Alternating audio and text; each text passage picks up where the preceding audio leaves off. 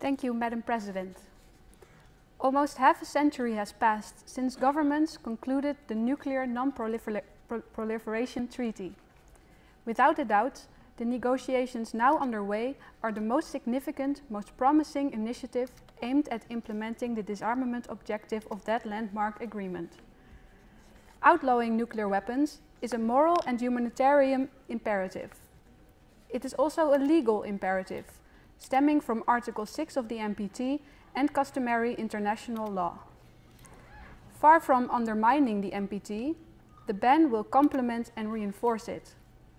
It will spur long overdue and urgent progress towards abolition and be a further disincentive against proliferation. It will also build on nuclear weapon-free zones, which now cover much of the world. In a sense, it will globalize the regional norms that such zones have created. We have a chance, in other words, to make the taboo against nuclear weapons universal. As many delegations have stressed, the successful conclusion of this treaty is not our endpoint. Much work will be needed to achieve its full implementation and universalization. Additional legal instruments on verification, for instance, will be essential for reaching the goal of elimination.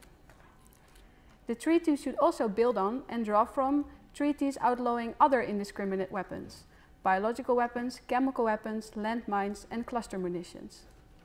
Importantly, it should provide for regular meetings of state parties and review conferences to consider and take decisions on its application or implementation.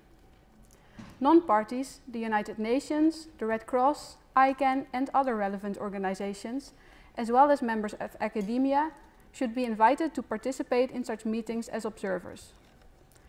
The treaty should expressly forbid reservations, as do most other weapon-related treaties. Allowing parties to make reservations would greatly diminish the normative impact of the treaty and risk defeating its very purpose. It should contain a simple entry into force provision, whereby the treaty would become binding international law once a certain number of states have ratified it. Entry into force must not be contingent upon the ratification of any particular state or group of states. All states are equal and must be treated as such under this treaty. It should be of unlimited duration and allow for the possibility of amendments. It should provide for international cooperation and assistance in meeting the obligations of the treaty.